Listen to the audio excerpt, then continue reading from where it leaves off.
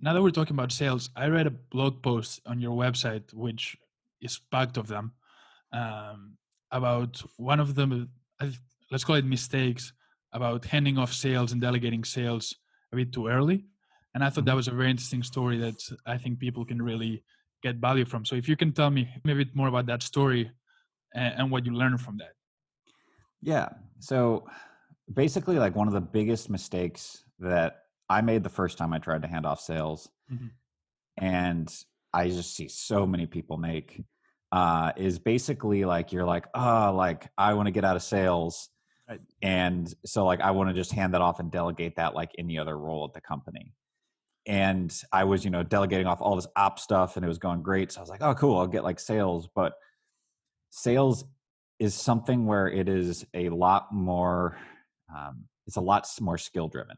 Mhm. And especially in a service company, Yeah, for where if sure. you're doing anything like that, where it's not like, oh, just taking orders, it's consultative. Mhm. And so, the first time I handed over sales, like it was honestly really loose. And what you don't realize is like, my business advisor is Alex McClafferty. He talks about like the master splinter concept. So you got like Master Splinter at the Teenage Mutant Ninja Turtles, and he tells them to go do something, and then they all just are idiots and they screwed up, and he's like, ugh, like.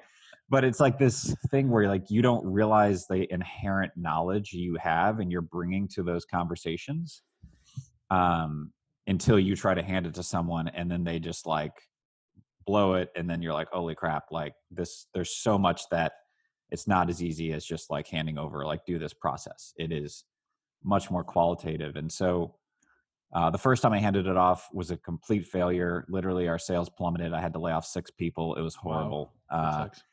So there's also very heavy costs of screwing this Right. up.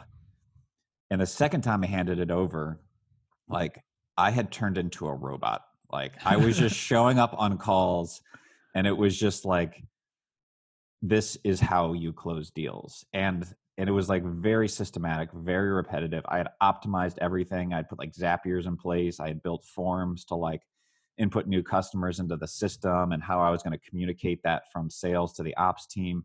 And then the only like qualitative thing was like deciding, are they a good fit or Right. not? Like that was the only thing that I really had to train and advise on and really get someone up to speed on. But we could like have those conversations, or you could say, hey, let me think on this, I'll talk with the team and we'll get back to you.